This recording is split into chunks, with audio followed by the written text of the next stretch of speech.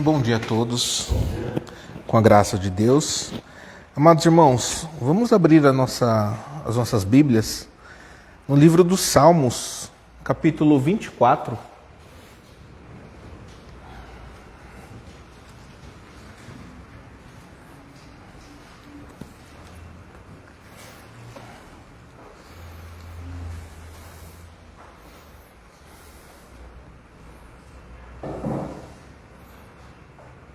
Salmos capítulo 24. Assim diz a palavra do Senhor. Ao Senhor pertence a terra e tudo o que nela se contém, o mundo e os que nele habitam. Fundou a ele sobre os mares e sobre as correntes a estabeleceu. Quem subirá ao monte do Senhor? Quem há de permanecer no seu santo lugar? O que é limpo de mãos e puro de coração, que não entrega a sua alma à falsidade, nem jura dolosamente. Este obterá do Senhor a bênção e a justiça do Deus da sua salvação. Tal é a geração dos que o buscam, dos que buscam a face do Deus de Jacó. Levantai, ó portas, as vossas cabeças. Levantai-vos, ó portais eternos, para que entre o Rei da Glória. Quem é o Rei da Glória? O Senhor, forte e poderoso. O Senhor, poderoso nas batalhas. Levantai, ó portas, as vossas cabeças. Levantai-vos, ó portais eternos, para que entre o Rei da Glória. Quem é esse Rei da Glória? O Senhor dos Exércitos. Ele é o Rei da Glória. Amém. Com isso em mente e no coração, vamos louvar ao Senhor, louvar a esse Rei da Glória. Vamos nos colocar em pé, amada igreja. Louvaremos ao Senhor.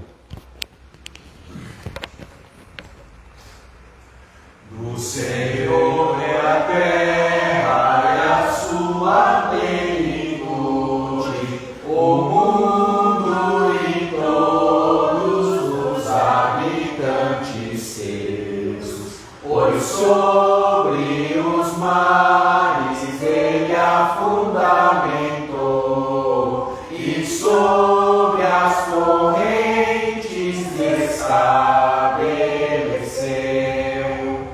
Quem, pois, subirá para o monte do Senhor, ou quem estará no seu santo lugar?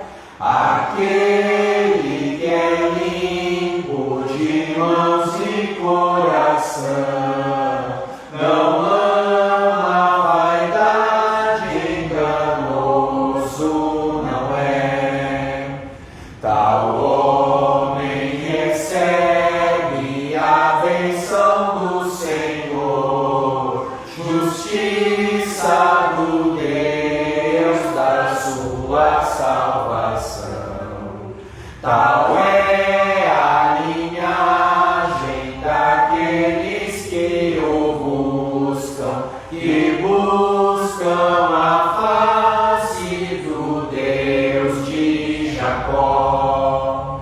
Erguei já, ó portas, as vossas cabeças, portais eternais, levantai-vos ao Rei, a fim de que entre ali o Rei da Glória.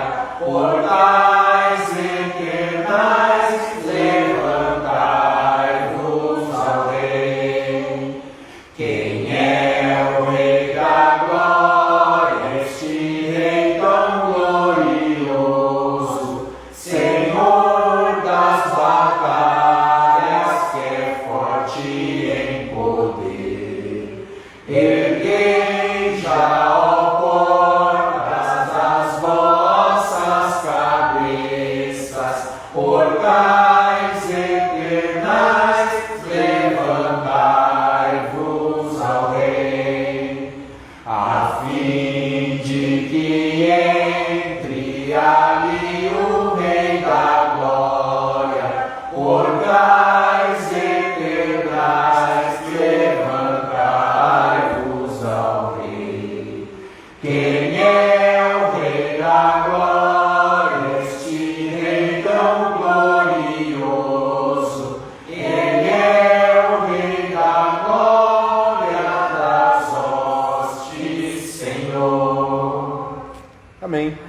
Convido o pastor Messias, que irá dirigir o culto.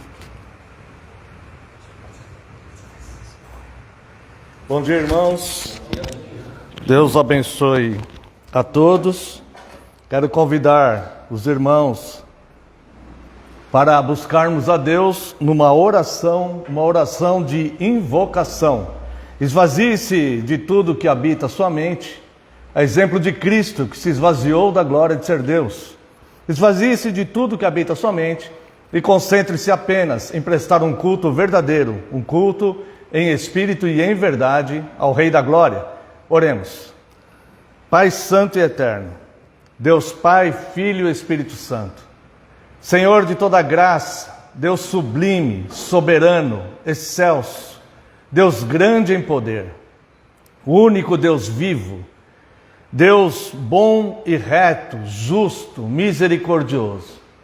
A Ti toda honra e toda glória, Deus, que este culto, Deus, seja para, de fato, adorá-lo em espírito e em verdade. Reconhecemos, Deus, que somos falhos e pecadores, por isso pedimos perdão, Deus, pelas nossas falhas e pecados. E lhe pedimos, Deus, que o Senhor nos restitua, nos restabeleça, Deus, na Tua santa presença, para que possamos prestar um culto verdadeiro a Ti. Pedimos, Deus, o Teu auxílio em todos os atos deste culto, porque sem o Senhor nós nada podemos fazer. Rogamos a Ti que Teu Santo Espírito nos ilumine na palavra já revelada nas Escrituras. E tudo aquilo, Deus, todos os atos deste culto, tudo que for falado, cantado, ministrado, seja para a honra e glória do Teu nome, para a edificação do Teu corpo e para louvor da Tua glória. Oramos no nome santo e sagrado de Jesus Cristo, Seu Filho amado. Amém, Senhor. Amados irmãos, vamos para o voto da nossa segurança. Amada Igreja do Senhor Jesus Cristo, onde está o nosso socorro? O nosso socorro está em o nome do Senhor, Criador dos céus e da terra. Graça a vós outros e paz da parte de Deus, nosso Pai, e do Senhor Jesus Cristo. Os amados irmãos podem assentar-se. Quero convidar a amada Igreja para a leitura da carta de Tiago, capítulo 5, onde leremos o verso 16.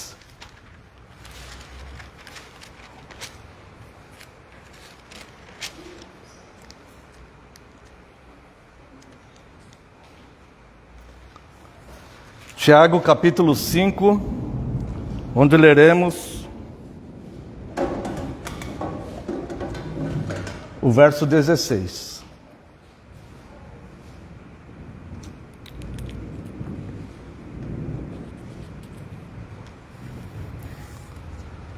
Confessai, pois, os vossos pecados uns aos outros, e orai uns pelos outros, para serdes curados. Muito pode, por sua eficácia, a súplica dos justos. Irmãos, é sempre importante nós destacarmos um grande erro que acontece no meio cristão, que é esta questão de fazermos doutrinas e versículos isolados, tirar os versículos do contexto.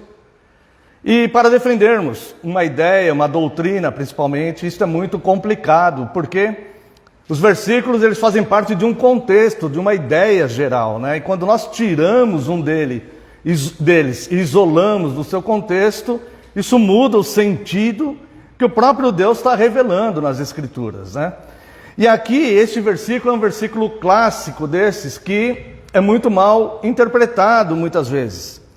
Nós vemos, por exemplo,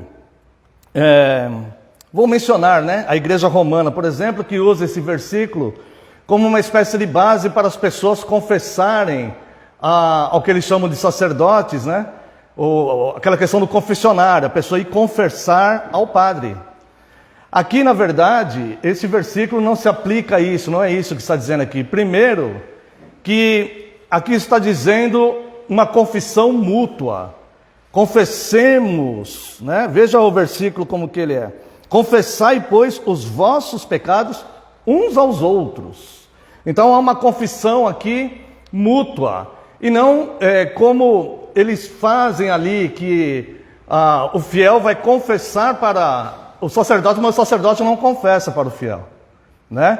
Então nós vemos aqui que já há uma distorção deste versículo. E também existe uma distorção no que chamamos meio evangélico, né? Que as pessoas pensam que confessar aos outros é falar todos aqueles pecados que a pessoa cometeu, né? Então eu vou confessar ao meu irmão todos os pecados que eu cometi. Não é isso também que está se referindo esse texto, né? Confessar é admitir. Por exemplo, as nossas confissões. O que são as nossas confissões? São uma declaração, nós admitimos que aquelas doutrinas estão corretas. Assim são as confissões de fé, né? A confissão belga, a confissão de Westminster, o credo apostólico, o credo niceno, são confissões que nós cremos naquelas doutrinas. E quando diz aqui, confessai os pecados uns aos outros, nós estamos admitindo, confessamos que nós somos tão falhos como o outro, ou seja, nós não somos superiores aos outros. Então nós pedimos perdão muitas vezes aos outros, porque talvez dentro de uma comunidade cristã, talvez eu tenha magoado alguém com um olhar, com uma palavra, com uma atitude. Eu não quero isso. Eu não quero magoar aquele que é o meu corpo. Nós estamos no corpo de Cristo. Nós somos partes uns dos outros. Então nós não somos superiores uns aos outros. E também esta passagem aqui, ela tem a ver com cura física e perdão de pecados. Veja aqui, vamos entender um pouco melhor. Se nós olharmos aqui, amados irmãos, a partir do verso, eu acho que é o verso 14. Verso 13, vamos ler a partir do verso 13. Está alguém entre vós sofrendo? Faça oração. Está alguém alegre? Cante louvores. Está alguém entre vós doente? Chame os presbíteros da igreja, e estes façam oração sobre ele, ungindo-o com óleo, em nome do Senhor. E a oração da fé salvará o enfermo, e o Senhor o levantará. E se houver cometido pecados, ser-lhe-ão perdoados. Confessai, pois, os vossos pecados uns aos outros, e orai uns pelos outros para serdes curados. Muito pode, por sua eficácia, a oração do justo. Então aqui, irmãos, está envolvendo aqui a questão da culpa. Porque muitas vezes, irmãos, a pessoa ela está no meio da comunidade cristã e ela se sente a pior das pessoas. Porque ela fala, todo mundo aqui é perfeito e santo e eu pequei, e eu sou pecador. E quando na verdade não é isso.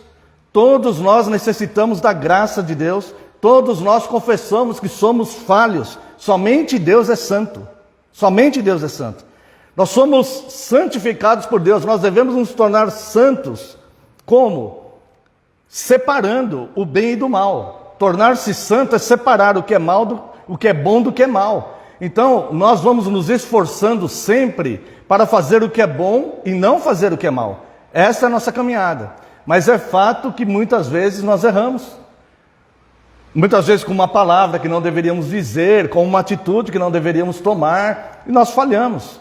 Então, irmãos, o confessar uns aos outros é nós entendermos que todos nós, todos os membros precisam da cabeça que é Cristo, todos os membros do corpo precisam do perdão, precisam da restituição. Todos nós precisamos ser curados deste pecado que nos assola. Todos nós estamos neste tratamento para irmos de glória em glória até a estatura de varão perfeito.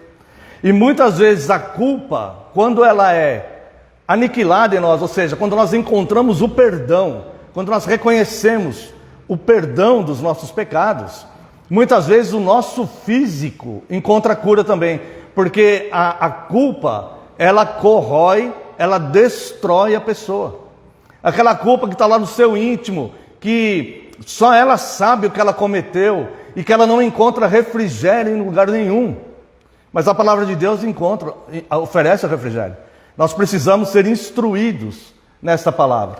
Então, olha só, quando alguém está enfermo e chama os presbíteros da igreja, ou seja, os oficiais da igreja, eles vão orar Esta unção do óleo é unção espiritual e não propriamente algo material, pegar um óleo material, mas aqui representa o Espírito Santo, uma unção espiritual em nome do Senhor. Não no nome da pessoa que está orando, mas no nome do Senhor. E esta oração, então, salvará o enfermo. Aqui está dizendo que essa pessoa ela vai encontrar refrigério para a sua alma, conforme o Salmo 23. Ela vai encontrar refrigério para a sua alma que está atribulada, que está fervendo, que está sendo corroída. Essa pessoa, então, encontra este refrigério. O Senhor a levantará. O Senhor levantará essa pessoa. Essa pessoa continuará servindo a Cristo com alegria. E se houver cometido pecados, lhes serão perdoados. Então, irmãos, nós devemos, antes de tudo, confessar mesmo, diante de todos, que nenhum de nós é santíssimo, perfeito. Nenhum de nós, só Deus é santo. E o nosso objetivo é nos tornarmos cada vez mais santificados, mais santos, separando o que é bom do que é mal. E nós formamos as nossas atitudes. Mas entendendo que todos nós estamos sujeitos a sermos magoados ou a magoar alguém. E se magoarmos alguém, deve ser totalmente sem querer, involuntário. Não pode haver o dolo, a premeditação. E se isso acontecer, e se alguém estiver entristecido conosco, nós pedimos perdão e confessamos: irmão, desculpa, eu errei. De fato, eu sou falho. E errei nessa questão, então me perdoe. E assim, mutuamente, nós fazermos isto e o nosso irmão também fazer isto. É uma questão mútua. Então, irmãos, nós vamos para uma oração de confissão. E nós vamos pensar, se porventura houver algum pecado não confessado, esse momento será oportuno para confessá-lo. Mas vamos pensar nisso também. Se eu magoei alguém, ou se eu me sinto magoado por alguém dentro da igreja, vamos reconhecer e confessar para nós mesmos que somos todos falhos.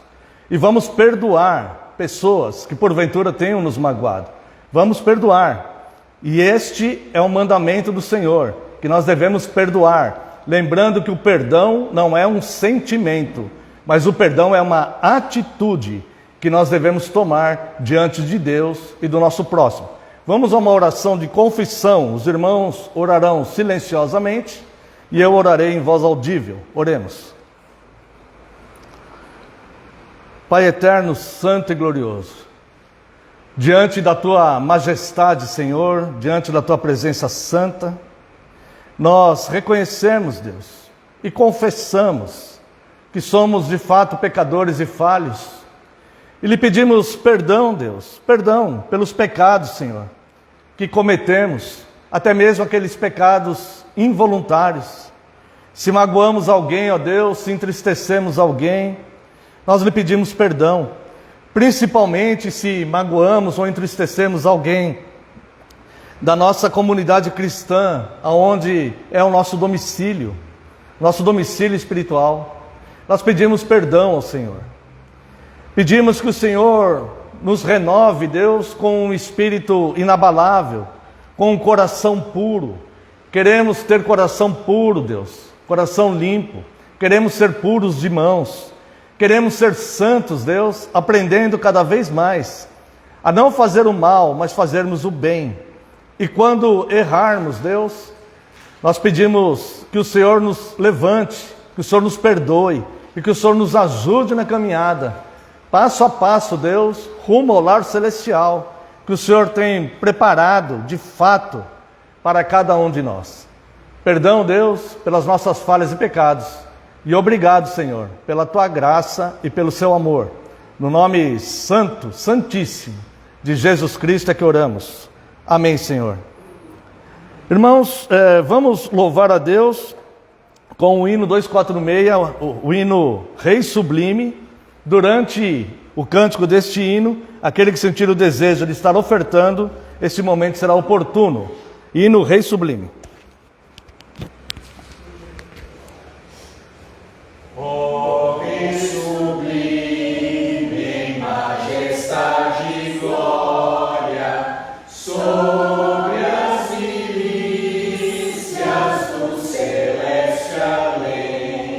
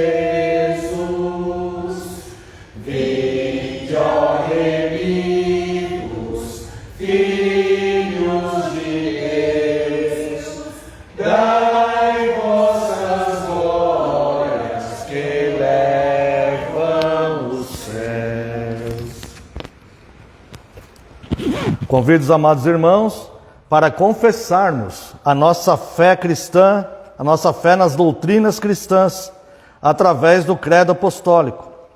Lembrando aos irmãos que a palavra credo significa creio. Creio nisso, eu creio nestas doutrinas. Professemos nossa fé. Creio em Deus Pai, Todo-Poderoso, Criador dos céus e da terra, e em Jesus Cristo, seu único Filho, nosso Senhor, que foi concebido pelo Espírito Santo, nasceu da Virgem Maria, padeceu sob Pôncio Pilatos, foi crucificado, morto e sepultado, desceu ao inferno.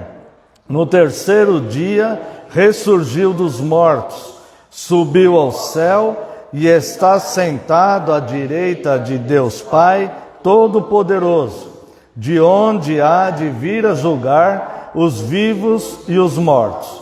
Creio no Espírito Santo, na Santa Igreja Universal de Cristo, na comunhão dos santos, na remissão dos pecados, na ressurreição do corpo e na vida eterna. Amém. Assim cremos e assim confessamos. Quero tratar também com os irmãos a sequência do nosso estudo. Estamos no dia do Senhor 21. Estamos estudando ainda o credo apostólico. No domingo passado nós ouvimos a respeito do que nós cremos sobre o Espírito Santo, que foi a pergunta 53. Hoje estaremos abordando a partir da pergunta 54, que diz a seguinte: o que você crê sobre a Santa Igreja Universal de Cristo? Resposta: creio que desde o começo até o fim do mundo, o Filho de Deus reúne para si mesmo, dentre todo o gênero humano, uma igreja eleita para a vida eterna, a qual protege e preserva na unidade da verdadeira fé, pelo seu Espírito e pela sua palavra. Nós vamos voltar aqui à pergunta 54, mas antes vamos ler a 55 e 56. O que você crê sobre a comunhão dos santos? Primeiro, creio que todos os crentes juntos, e cada um em particular, como membros de Cristo, têm comunhão com Ele e participam de todos os seus tesouros e dons. Segundo, creio que cada um tem o dever de usar os seus dons com disposição e alegria, para o benefício e o bem-estar dos outros membros. Pergunta 56. O que você crê sobre a remissão dos pecados? Creio que Deus, por causa da satisfação que Cristo realizou, não se lembrará mais dos meus pecados, nem da minha natureza pecaminosa, contra a qual devo lutar durante toda a minha vida, mas me concederá graciosamente a justiça de Cristo, para que jamais entre em condenação. Irmãos, sobre a pergunta 56, nós já falamos um pouco no momento da confissão. Eu quero abordar com os irmãos as perguntas 54 e 55. A pergunta 54. O que você crê sobre a Igreja Universal de Cristo? E a pergunta 55. O que você crê sobre a comunhão dos santos? Bem, irmãos, aparentemente, existe uma dificuldade de entendimento sobre o que é de fato a comunhão, o que é de fato a igreja e o que é de fato a comunhão dos santos. As pessoas pensam assim: se eu sou membro da igreja, eu estou em comunhão. Na verdade, o que nós devemos entender a igreja de Cristo como o corpo de Cristo. E cada um de nós é um membro aonde aprove a Deus nos colocar como membros. Ele nos vocacionou com algum dom. Todos nós, todo cristão tem algum dom. E Deus nos vocacionou pela sua vontade, pelo beneplácito da sua vontade, pelo seu direito de fazer isso. E pela sua sabedoria, em alguma parte do corpo de Cristo. E nos vocacionou com os seus dons, para que neste lugar aonde Ele nos colocou, nós possamos servir a Deus. Então, veja que quando nós pensamos assim: não, eu quero mudar esse domicílio, eu não quero ficar nesta parte do corpo, mas eu quero ficar em outra parte do corpo. Sendo que não há um motivo para isto. Na verdade, nós não estamos servindo a Cristo. Nós estamos servindo a nossa própria vontade, nosso próprio pensamento, nosso desejo de algo.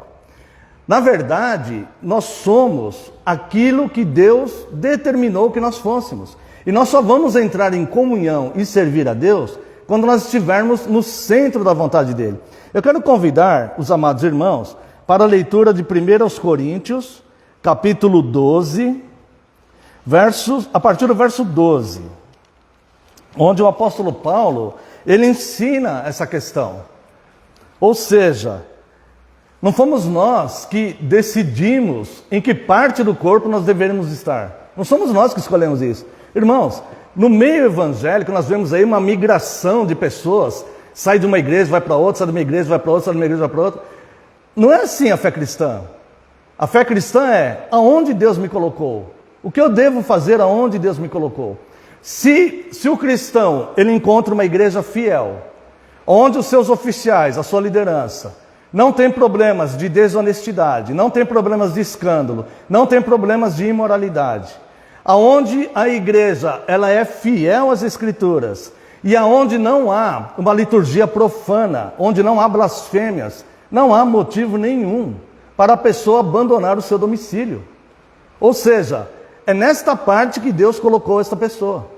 A pessoa pode mudar? Pode. Se ela for mudar de uma cidade, se a igreja onde ela está, a liderança está corrompida, se existem heresias e profanações. Mas se a igreja é fiel, e se seus oficiais são fiéis, não há motivo. Porque a pessoa não gosta da cor da cadeira, porque a pessoa não gosta da localização onde o povo se reúne. Essas coisas não são motivos, irmãos, para abandonar. Então entenda, aqui o capítulo 1 Coríntios 12, a partir do 12. Veja como o apóstolo Paulo, ele ensina essa questão. E é assim que nós estamos em comunhão, dentro da obediência. Porque assim como o corpo é um e tem muitos membros, e todos os membros, sendo muitos, constituem um só corpo, assim também com respeito de Cristo. Então veja, são muitos membros num só corpo. Tá? Assim é a nossa comunhão. Pois em um só Espírito todos nós fomos batizados em um corpo, quer judeus, quer gregos, quer escravos, quer livres. E a todos nós foi dado de beber de um só Espírito. Ou seja, todos os membros do corpo, independente das suas origens. Todos eles são vocacionados para fazerem parte daquele corpo. A todos foi dado de beber um só Espírito. Independente das suas origens, da sua cultura, da sua formação, né, classe social ou qualquer diferenciação que a sociedade possa fazer entre pessoas. No corpo de Cristo não existe diferenciação de pessoas. Todos nós somos membros, e membros úteis no corpo de Cristo. Verso 14: porque também o corpo não é um só membro, mas muitos. Se disser o pé, porque não sou mão, não sou do corpo, nem por isso deixa de ser do corpo. Se o ouvido disser, porque não sou olho, não sou do corpo, nem por isso deixa de ser. Se todo o corpo fosse olho, onde estaria o ouvido? Se todo fosse ouvido, onde estaria o olfato? Ou seja, cada um de nós é importante na parte do corpo onde Deus nos colocou. Se Deus colocou um para ser olho, essa pessoa ela está capacitada e vai servir ali para ser olho. Ela não pode sair do rosto para querer ser olho no joelho. Ela fala assim, mas o joelho também é corpo de Cristo, o joelho também é corpo de Cristo, eu também vou estar em comunhão. Não, mas você foi colocado por Deus para ser olho, você tem que estar no rosto. E se o pé fala, não, mas eu também sou membro de Cristo, eu vou continuar no corpo, só que eu quero ficar no ombro. Não, você foi capacitado para ser pé, você tem que estar no tornozelo, na sequência do tornozelo. A sua função é ali, o corpo precisa de você ali. Agora entenda bem como é Deus que determina isso e não o próprio membro. Não somos nós que determinamos aonde nós vamos ter comunhão, aonde nós vamos, em que parte do corpo nós vamos ficar, mas sim o próprio Deus. Veja o verso 18. Mas Deus dispôs os membros, colocando cada um deles no corpo como lhe aprouve. Então quando eu falo, se eu estou numa igreja fiel, e eu falo, não, eu não quero ficar nessa igreja fiel. Se Deus me colocou numa igreja fiel, eu encontrei uma igreja fiel, eu fui acolhido, eu passei pela classe de catecúmenos, eu aprendi as doutrinas, eu senti, orei, eu vi que é ali que eu tenho que ficar.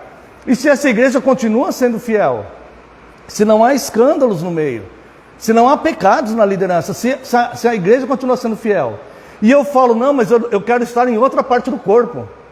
Na verdade não é a Cristo que eu estou servindo, mas a mim mesmo. Então eu quero ir por algum outro motivo para uma outra parte do corpo e não aquela.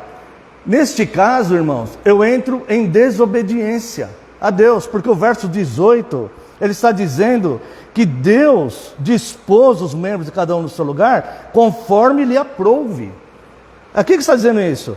Mas Deus dispôs os membros, colocando cada um deles no corpo como lhe aprouve. Nós vemos aí fora,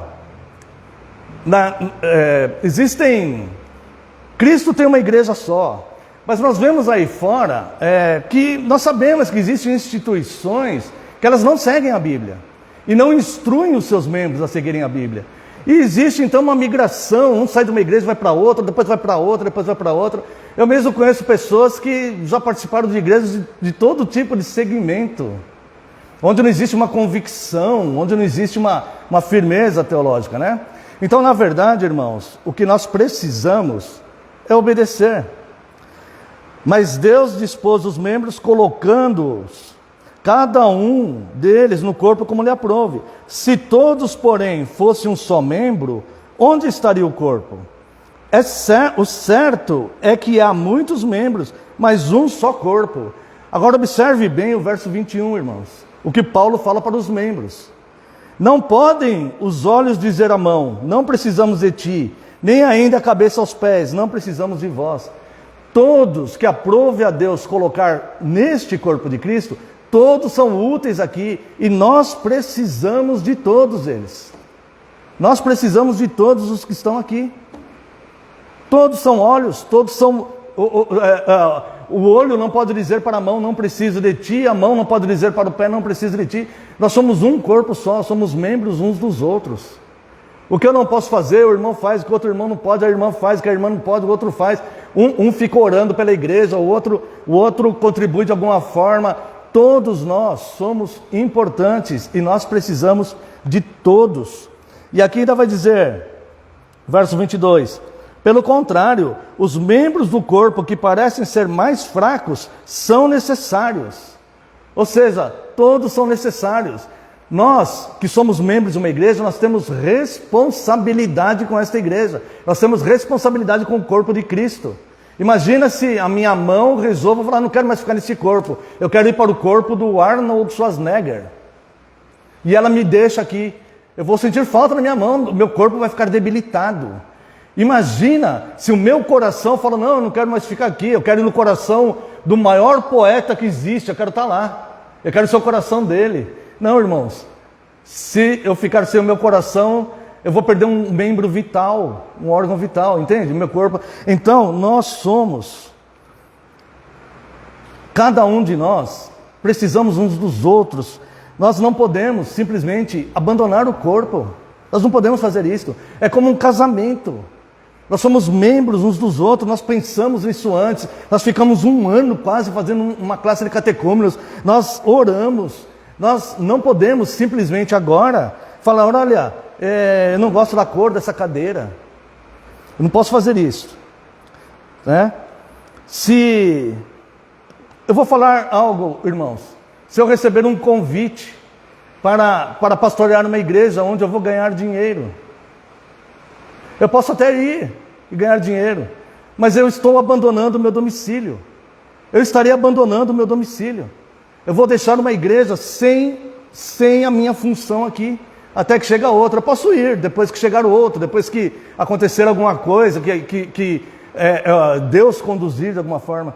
Mas simplesmente abandonar o corpo, eu não posso fazer isso. Isso não é a fé cristã.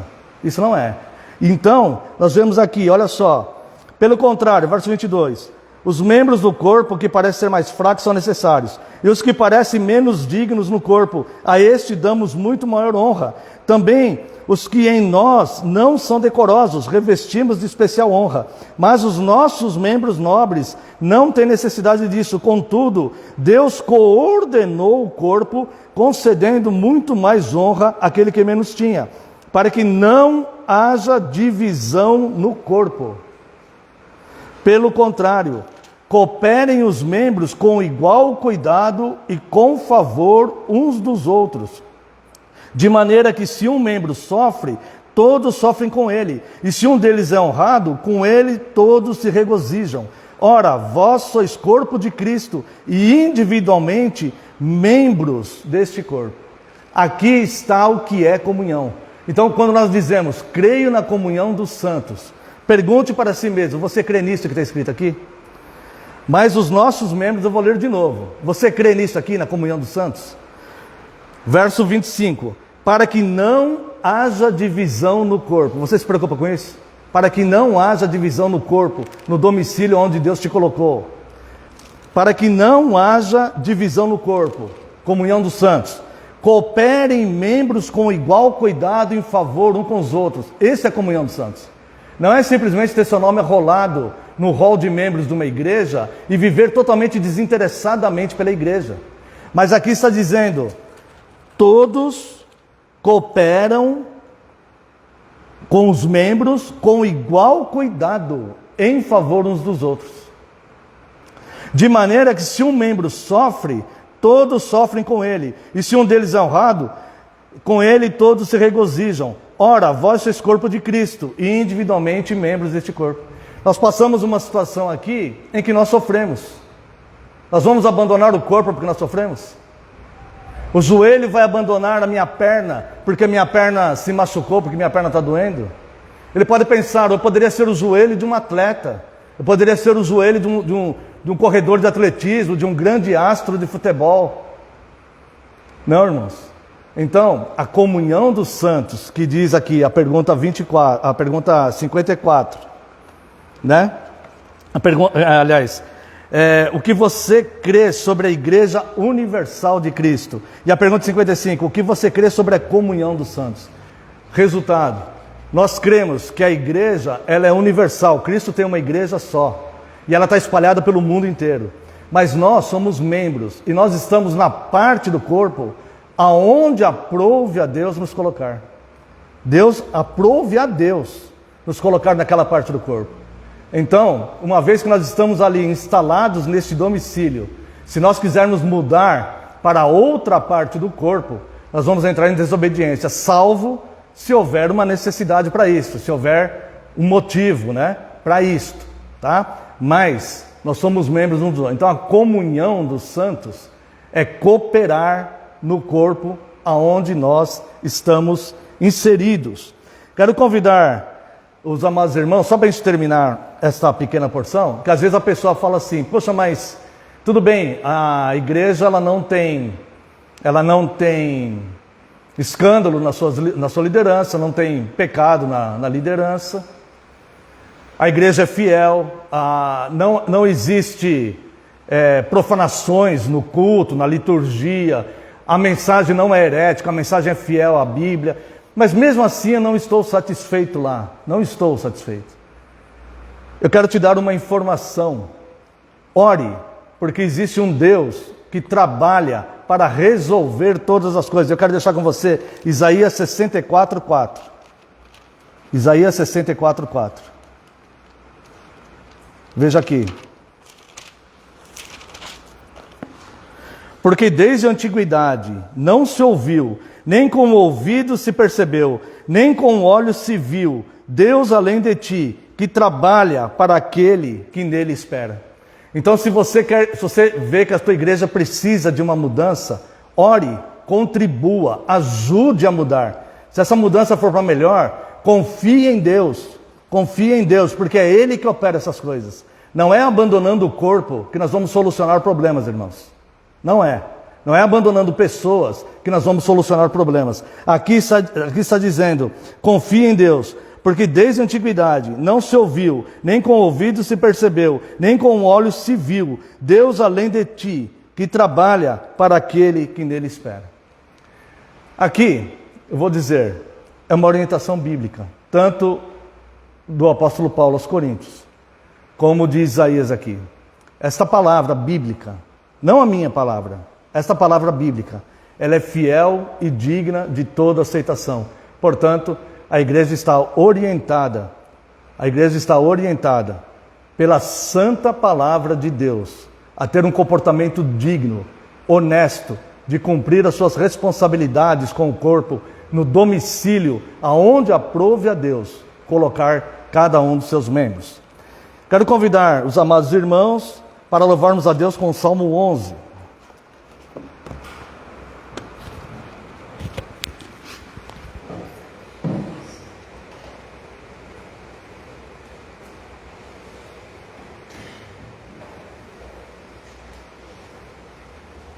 Meu refúgio está em Deus, como podes me dizer, qual ave foge ao monte seu, assim fujas também, pois eis que os ímpios vão, tem já pronto a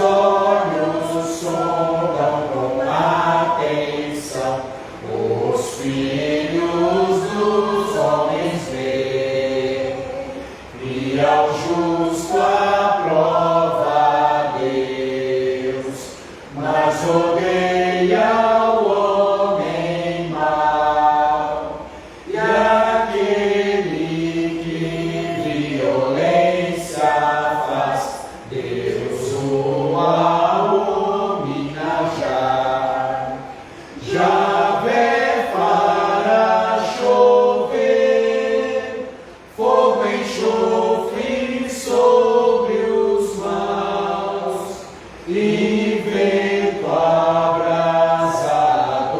será a graça que lhes dará, pois justo é o Senhor, Ele ama a retidão, e cada um que justo for, a face lhe verá. Quero convidar os amados irmãos. Quero convidar os amados irmãos para a leitura do Salmo 133.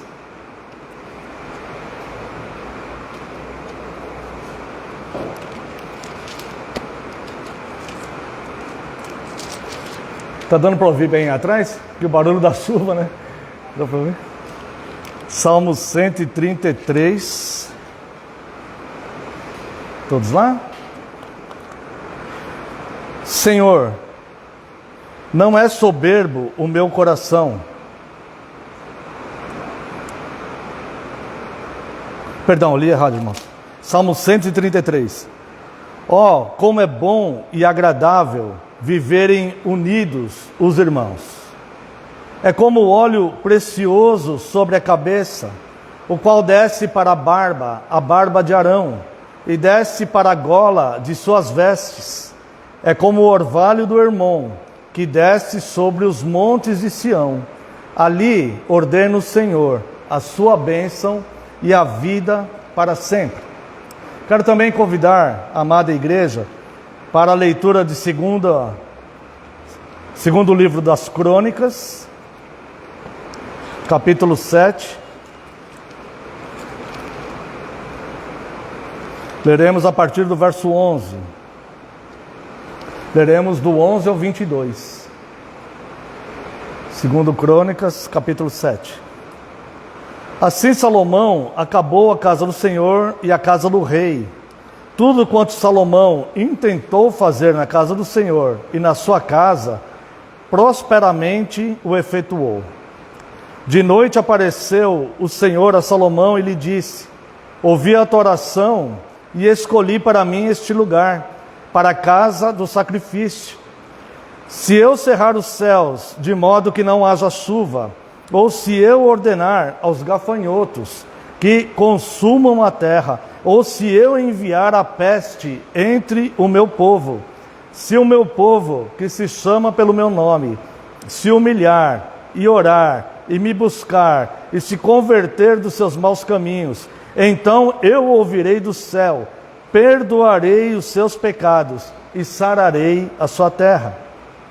Estarão abertos os meus olhos e atentos os meus ouvidos à oração que se fizer neste lugar, porque escolhi e santifiquei esta casa, para que nela esteja o meu nome perpetuamente. Nela estarão fixos os meus olhos e o meu coração todos os dias. Quanto a ti, se andares diante de mim, como andou Davi teu pai, e fizeres segundo tudo o que te ordenei, e guardares os meus estatutos e os meus juízos, também confirmarei o trono do teu reino, segundo a aliança que fiz com Davi teu pai, dizendo: não te faltará sucessor que domine em Israel. Porém, se vós vos desviardes e deixardes os meus estatutos e os meus mandamentos que vos prescrevi, e fordes e servirdes a outros deuses e os adorardes, então vos arrancarei da minha terra que vos dei, e esta casa que santifiquei ao meu nome, lançarei longe da minha presença, e a tornarei em provérbio e montejo entre todos os povos. Desta casa, agora tão exaltada, todo aquele que por ela passar, pasmará e dirá: por que procedeu o Senhor assim para com esta terra e esta casa? Responder-se-lhe-á: porque deixaram o Senhor, o Deus de seus pais, que os tirou da terra do Egito, e se apegaram a outros deuses, e os adoraram e os serviram. Por isso trouxe sobre eles todo este mal. Quero convidar os irmãos para uma breve oração. Pai Santo e Eterno, glorificado seja o Teu nome, Deus. Senhor, o Senhor é dono de tudo que existe, Deus. Esta palavra é palavra Sua, a palavra que lemos. É revelação Sua, Deus. E é revelação Sua para os homens que o Senhor criou, para a igreja que o Senhor estabeleceu, porque tudo pertence ao Senhor. Tanto a terra, como o que nela contém, como as nossas vidas, cada um de nós, todos pertencemos a Ti. O Espírito é do Senhor, que o Senhor nos dá. E a nossa comunhão, a nossa participação só é possível, Deus, porque o Senhor nos concedeu e o Senhor nos move, pois no Senhor nos movemos, segundo diz o apóstolo Paulo. Agora, Deus, estamos diante da Tua santa palavra. E eu lhe peço perdão, Deus, mais uma vez, pelas minhas falhas e pecados. E rogo a Ti, Deus, que Teu Santo Espírito venha nos iluminar nesta palavra já revelada. Te peço, Senhor, que neste momento eu diminua, eu desapareça, e só prevaleça a Tua palavra, Senhor, porque a Tua palavra é a verdade. No nome santo e poderoso de Jesus Cristo é que nós oramos. Amém, Senhor. Amada igreja do Senhor Jesus Cristo, venho vos proclamar Cristo, a providência da comunhão. Após concluir o templo do Senhor, aparece o próprio Senhor em sonho para Salomão. E ele diz para Salomão: ouvi tua oração, escolhi para mim este lugar. Ou seja, esta palavra vai falar de um Deus vivo, um Deus consciente, um Deus organizado, um Deus presente na vida do povo e um Deus que governa, um Deus que administra, um Deus que age, não um Deus impassivo, inoperante, não, um Deus ativo e que governa. Quando nós vemos todo o aprendizado que tem aqui, nessa construção do templo, nós vemos que Deus não aceita o templo das mãos de Davi. Davi tinha o desejo de fazer esse templo. Deus não aceita o templo das mãos de Davi, mas Deus aceita o templo de Salomão. Mas Deus faz uma advertência a Salomão. Deus adverte sobre a queda do templo. Irmãos, preste muita atenção a isto. Isto aqui não é irrelevante. Olha só, por que que o templo caiu? Veja o que Deus diz aqui, ó. Primeiro, ele vai falar aqui, verso 17, está falando para Salomão: quanto a ti, se andares diante de mim, como andou Davi teu pai, e fizeres segundo tudo que eu te ordenei, e guardares os meus estatutos e os meus juízos, também confirmarei o teu trono e o teu reino, segundo a aliança que fiz com Davi teu pai, dizendo: não te faltará sucessor que domine sobre Israel. Agora olha só: porém se vos desviardes e deixardes os meus estatutos e os meus mandamentos que vos prescrevi, e fordes e servirdes a outros deuses e os adorardes, então vos arrancarei da minha terra que vos dei. E esta casa, ou seja, o templo que Deus falou: eu aceito, eu escolhi este templo para a minha casa, eu ouvirei as orações que fizerem aqui. Este templo, esta casa que santifiquei ao meu nome, lançarei longe da minha presença e a tornarei em provérbio e montejo entre os povos. O trono caiu porque Salomão caiu. Porque quando Deus aceitou o templo, Deus impôs esta condição a Salomão: se você me guardares os meus mandamentos e me servir, então eu te farei prosperar na terra que eu te dei. Mas se você me deixar e adorar outros deuses e for atrás de outros deuses, esta casa, este templo, Onde eu escuto a oração que fizer, aonde eu santifiquei meu nome, aonde eu escolhi para mim, lançarei fora da minha presença. Você já pensou na relação que Cristo faz do templo com o corpo? Quando Cristo, bem depois disto aqui, ele está com seus discípulos diante do templo, e ele fala assim: derruba esse templo e eu o edificarei em 3 dias. Derruba esse templo, não ficará pedra sobre pedra, e eu o edificarei em 3 dias. E aí as pessoas falam: demorou 46 anos para eles levantarem esse templo, e o Senhor vai edificá-lo em 3 dias. E a palavra diz que Cristo estava falando do seu próprio corpo. Existe uma relação entre o templo de Deus e o corpo de Cristo, e o corpo humano. Então o que Deus está ensinando aqui, através de Salomão, é que se você for fiel, o templo que existe em você, não propriamente esse templo de pedra, o templo que existe em você, eu escolhi e santifiquei o meu nome em você. Eu santifiquei o meu nome em você. Você professa a fé em mim. Você fala em meu nome. Eu me santifiquei, mas se você me deixar, e se você for atrás de outros deuses, outros pensamentos, outra forma de vida, outros ideais, outros programas e projetos, eu vos arrancarei fora. Eu tirarei você daqui. Então nós vemos aqui, irmãos, que neste conceito de Deus, ele nos faz pensar em 3 ações para sermos fiéis a ele. E ele trabalha com 2 situações. A primeira é que nós já vimos aqui: se cair, o templo cai.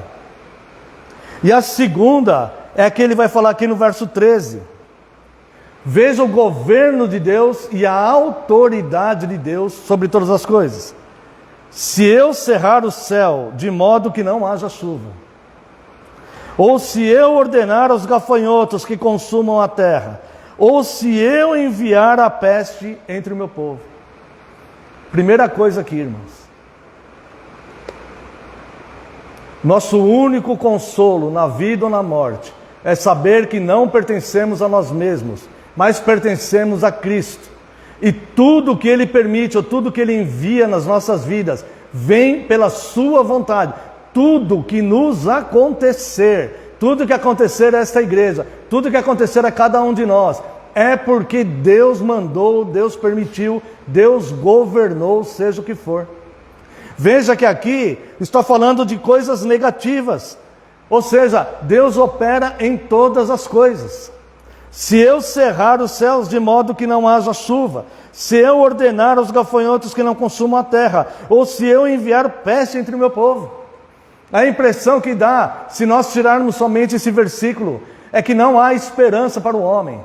Mas o próprio Deus que governa todas as coisas, Ele dá a sua palavra, que se nós tomarmos uma providência na nossa vida, Ele vai estender as suas mãos abençoadoras. Veja aqui o verso 14. Se o meu povo, eu e você, nós, se o meu povo, que se chama pelo meu nome, tua igreja, a igreja de Cristo, o corpo, nós, se o meu povo que se chama pelo meu nome, se humilhar. Como que eu faço isso? Como que é eu me humilhar? É eu vender todos os meus bens, eu andar com roupa rasgada na rua, é eu ir pedir esmola no semáforo, nos faróis? É assim que eu me humilho? Não. É eu reconhecer que eu não sou nada. Eu sou apenas servo. E mesmo que eu fizesse tudo, eu não passaria de servo inútil. E a minha justiça é como trapos de imundícia. É assim que a Bíblia apresenta o homem. Se eu me humilhar diante de Deus, reconhecer que estou em miséria espiritual e necessito de Cristo para que tenha vida. Se eu reconhecer que é Ele, o Senhor, que governa todas as coisas. Se veio os gafanhotos, se cessou a chuva, se veio a peste, Deus está governando sobre isso. Fala: Senhor, o Senhor é santo e poderoso e sábio e age segundo o beneplácito da sua vontade. E se isso está acontecendo, é porque o Senhor está certo e o Senhor tem um motivo para isto. E eu reconheço a tua grandeza. Não ficar atribuindo a demônios as coisas que acontecem na nossa vida, mas atribuindo àquele que de fato governa, aquele que de fato é onisciente, aquele que de fato é operante. E fala: Senhor, se tudo isso está acontecendo, o Senhor tem algum propósito nisto. E eu creio no seu amor, eu confio na sua santidade, eu confio na sua justiça, eu confio na sua bondade. E Senhor, o que eu preciso do Senhor é misericórdia. Porque eu nada sou. Eu não estou em condições de exigir que o Senhor me dê isso, me dê aquilo. Eu não estou em condições de determinar isto ou aquilo. Ao contrário, eu me submeto debaixo das suas poderosas mãos, porque o Senhor é grande e santo. Então aqui diz, olha só, isso aqui, irmãos, é que eu li primeiro, quando Salomão caiu, né? Mas isso aqui Deus fala para Salomão antes. E fala assim: se o meu povo, que se chama pelo meu nome, se humilhar e orar. Irmãos, Deus não precisa da oração do povo para Deus fazer alguma coisa. Deus vai governar, nós orando ou não. Mas Deus nos dá esse privilégio maravilhoso.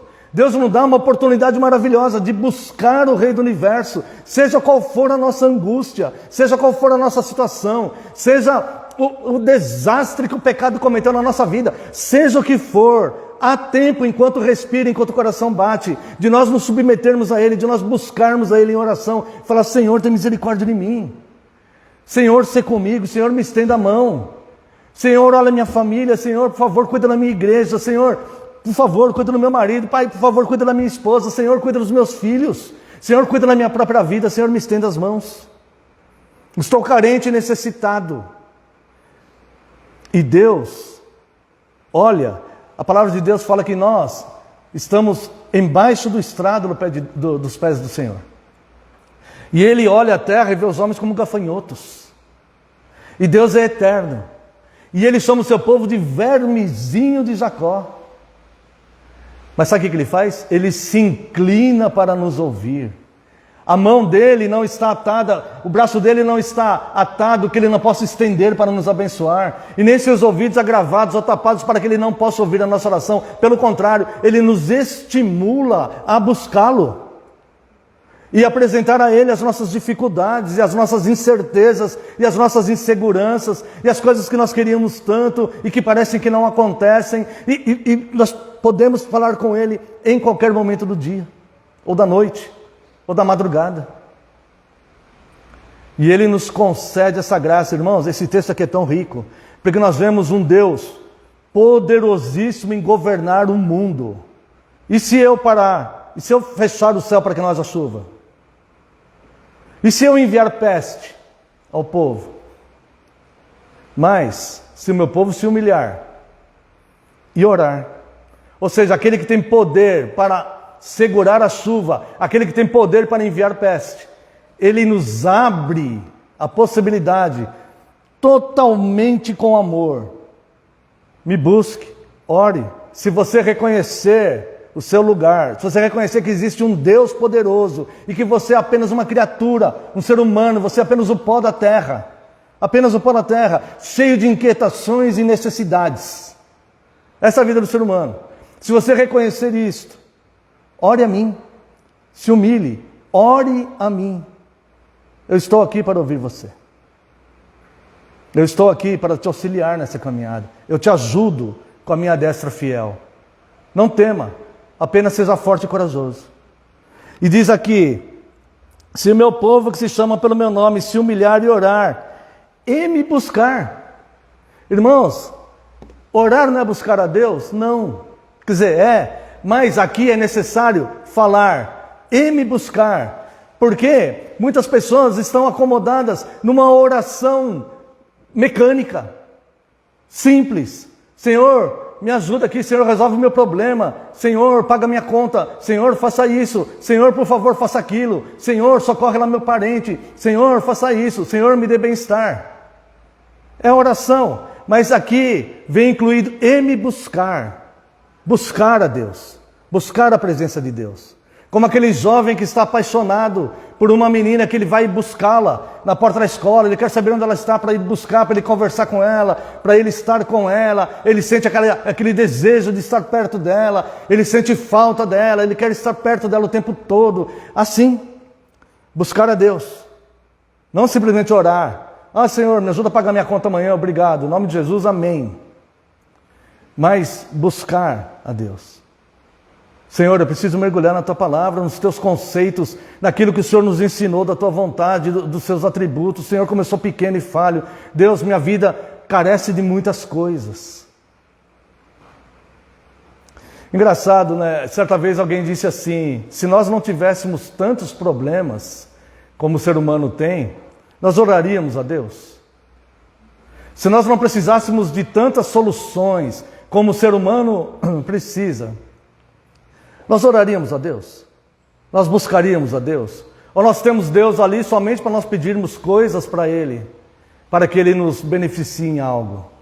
Então é por isso que fala, se meu povo, que se chama pelo meu nome, se humilhar e orar e me buscar. E agora, irmãos, uma atenção especial. Se converter dos seus maus caminhos.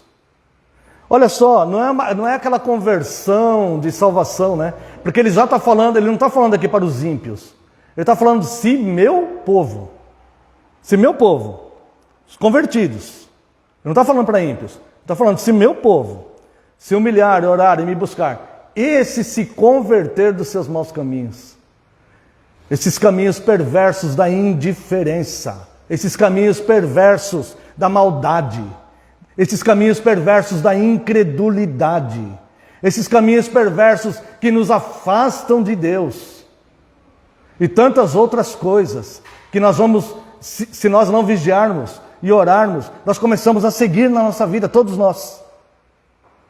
Não se salva um na humanidade. E ele fala, se nós nos humilharmos e orarmos, e buscarmos, e nos convertermos dos nossos maus caminhos. Então aqui olha só, eu ouvirei dos céus, perdoarei os seus pecados, e sararei a tua terra. Eu sempre falo, quando eu já fiz vários sermões sobre esse texto, né? Pela misericórdia de Deus. E quando chega aqui eu sempre falo a mesma coisa, Ele sara o nosso chão. Ele sara a nossa casa. Ele sara o solo do nosso coração. Ele sara a nossa mente corrompida, que está nos levando para caminhos que ninguém sabe o que pode ter. Ele sara a nossa vida, irmãos. Ele sara o nosso chão, Ele sara a nossa casa, Ele sara a nossa vida, Ele sara a nossa igreja. Não há nada que Ele não possa fazer a nosso favor. Irmãos, é um Deus grande, é um Deus que governa, é um Deus poderoso, que pode enviar peste, pode parar chuva, mas é um Deus que vai sarar o nosso chão. Ele fala, eu vou sarar a tua terra, eu vou sarar as tuas feridas, eu vou te sarar por dentro, eu vou sarar a tua vida. Busca, confia, porque Ele não é Deus, não é um homem para que minta, mas a sua palavra é fiel, digna de toda aceitação. E então, Deus, Ele vai fazer todas essas coisas. Quando nós fizermos essas três atitudes, humilhar, orar e buscar, e converter-nos dos nossos caminhos, então Deus, Ele irá responder exatamente como Ele prometeu. Ouvirei dos céus, perdoarei os seus pecados e sararei a sua terra. Essa promessa, não de um pregador que também é pecador, inquieto e carente de tantas coisas, mas é a palavra do Rei que governa todas as coisas, com poder absoluto. Essa é a palavra dele. E também, irmãos, para nós entrarmos na fase final aqui do sermão, quero voltar lá no Salmo 133. Esse salmo é o último salmo da coletânea de romagem. Isso quer dizer que é um salmo que eles cantavam indo para o templo, para adorar a Deus, indo para a comunhão. indo para a comunhão dos santos. E eles iam de muito longe para o templo, com sol, com chuva, com todas as dificuldades, eles iam para o templo. E esse salmo aqui ele vai dizer de forma especial o verso 3. É como o orvalho do Hermon que desce sobre os montes de Sião, ali ordena o Senhor a sua bênção e a vida para sempre. Olha só, nós não vamos nos cultos para buscar bênção ou para buscar benefícios. Nós vamos nos cultos para adorar a Deus. O dever de todo homem é adorar o seu Criador, é glorificar a Deus.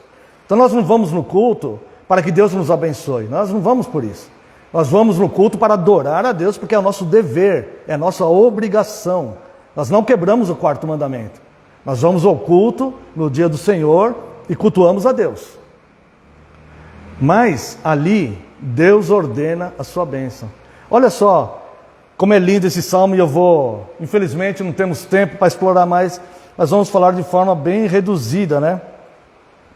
Tá? Como é bom e agradável viverem unidos os irmãos. É como o óleo precioso sobre a cabeça, o qual desce para a barba de Arão. Vamos fazer aqui uma pequena análise aqui. Verso 2.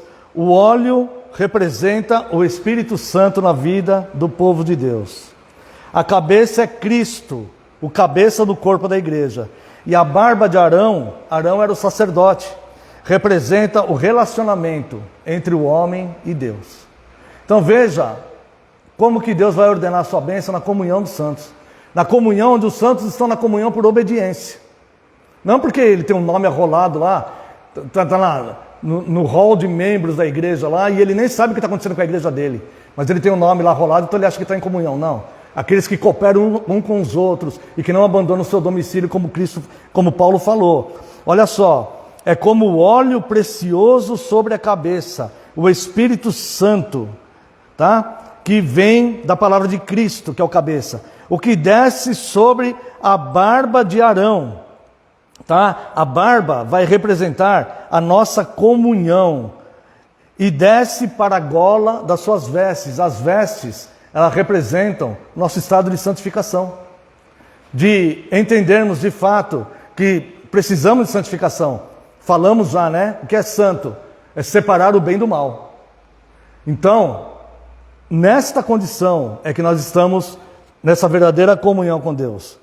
O verso 3 vai dizer aqui, primeiro verso 1, só para a gente não passar batido, né? Para Deus é preciosa essa nossa comunhão em obediência. Ó, como é bom e agradável viverem unidos os irmãos. Em nenhum momento você vai ver palavra nas escrituras de orientação para desunir ou dividir. Em nenhum momento. Mas é bom e agradável diante de Deus viverem unidos os irmãos. É como o óleo precioso sobre a cabeça, o qual desce sobre a barba de Arão, e desce para a gola de suas vestes. E o verso 3 que termina. É como o orvalho do Hermon, que desce sobre os montes de Sião. Ali ordena o Senhor a sua bênção para sempre. Este monte Hermon é uma região desértica ali. É uma região de deserto. E esse monte Hermon, ele é muito alto.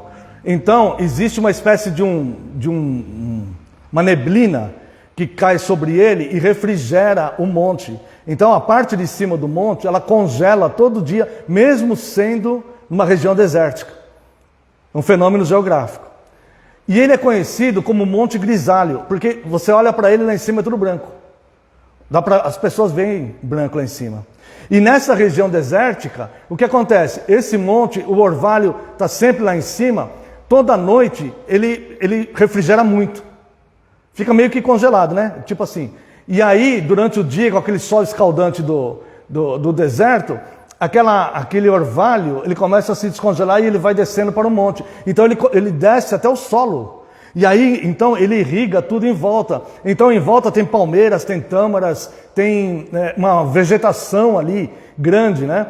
E alguns anos atrás, aí não sei precisar muito bem, no século XX, mais ou menos, fizeram até um recanto lá para acolher turistas, né? Porque naquela região desértica, ali é um lugar onde aquela água tem frutas, tem tem vida, né? E é por isso que fala que Deus ordena, é como o Monte de Hermon, que Deus ordena a vida para sempre, né? Então esse fenômeno, lógico, nessa época ainda não tinha esse lugar para turistas, mas já existia esse fenômeno. E então essa vegetação era abundante lá embaixo. É assim, irmãos, na comunhão dos santos. É assim, é Deus ordena a vida. Não se iluda, porque Deus ordena a vida ali, aonde está a comunhão dos santos, e isso é bom e agradável para Deus. E eu quero apenas finalizar, irmãos, esse sermão aqui, dizendo para os irmãos que o Evangelho de Judas, na carta de Judas, é um capítulo só, verso 5 e o verso 6. Já que o nosso tema do Dia do Senhor 21 foi o que é a igreja e o que é a comunhão dos santos. Eu quero só terminar lendo aqui em Judas, verso 5 e verso 6. Quero, pois, lembrar-vos, embora já estáis cientes de tudo, uma vez por todas, que o Senhor, tendo libertado um povo, tirando-o da terra do Egito, destruiu depois os que não creram. E a anjos, os que não guardaram o seu estado original, mas abandonaram o seu próprio domicílio. Ele tem guardado sob trevas, em algemas eternas, sobre o juízo do grande dia. Então, esse que ordena a bênção na obediência é o Deus poderoso que governa todas as coisas. Não abandone o seu domicílio, não abandone a fé que Ele opera no teu coração, não abandone os valores que Cristo nos ensina. Irmãos, sejamos submissos e obedientes. Essa é uma palavra de amor, é uma palavra fundamentada nas Escrituras e que veio aqui no dia do Senhor 21. Irmãos, não foi uma palavra que eu preparei para trazer para a igreja, mas uma palavra que eu tive que trazer para a igreja. E eu a entrego nas mãos de Deus, porque a palavra é dele e que ele complete nos nossos corações. Deus ordena a bênção. Quero terminar como resposta a esse sermão, louvando a Deus com o Salmo 133.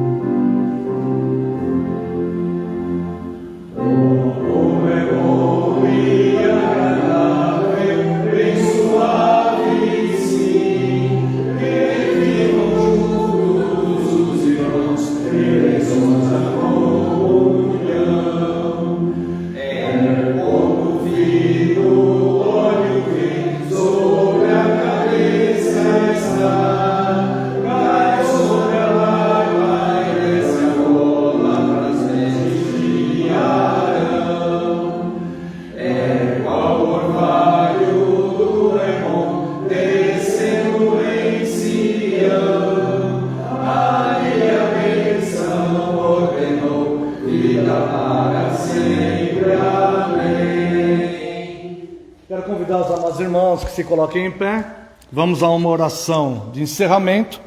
Após a oração, a bênção. Então estará encerrado, logo após teremos alguns avisos. Oremos. Pai precioso e santo, glorificado seja o teu nome. Te rendemos graças, Senhor, porque o Senhor é grande. E a sua palavra, Deus, ela nos mantém vivos, Deus. E esta comunhão dos santos, que hoje aprendemos pela tua palavra, que ela só se concretiza na nossa obediência. Ela não é um fato mecânico, mas é na obediência, na cooperação dos membros, no domicílio, aonde o Senhor colocou cada um, como te aprouve, Senhor, dentro do corpo de Cristo, cada um de nós. Essa comunhão, ela é preciosa para nós. Nós precisamos dela, nós precisamos de todos os membros, Senhor. E nós precisamos, acima de tudo, do cabeça que é o Senhor. E te agradecemos, Deus, porque não importa o que aconteça, mesmo que as situações fujam ao nosso controle humano. Nós sabemos que o Senhor é um Deus que governa e o Senhor é um Deus que cuida. E nós queremos buscá-lo, Deus, buscá-lo. Não apenas orar, mas orar e buscar o Senhor. Nós nos humilhamos diante do Senhor, reconhecendo que somente o Senhor é santo, somente o Senhor é bom, somente o Senhor é grande e todo o bem provém do Senhor. E ainda reconhecemos que sem o Senhor nós nada podemos fazer. Muito obrigado, Deus, porque nesta comunhão santa e preciosa, em obediência, o Senhor ordena a sua bênção e a vida para sempre, isto é, a vida eterna. Muito obrigado, Deus, pela tua graça e amor. Somos salvos pelo sacrifício de Cristo e mantidos salvos pela comunhão com o Senhor e pela perseverança. Nós te louvamos e te agradecemos. Despeça-nos em segurança, Deus, dê-nos um domingo de paz na tua presença.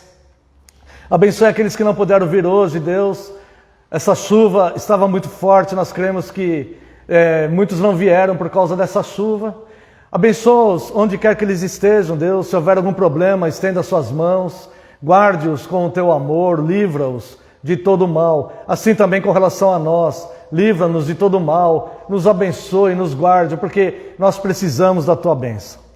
Abençoe a nossa semana, que possamos vencer essa semana, estenda a mão aos tentados, traga paz aos aflitos.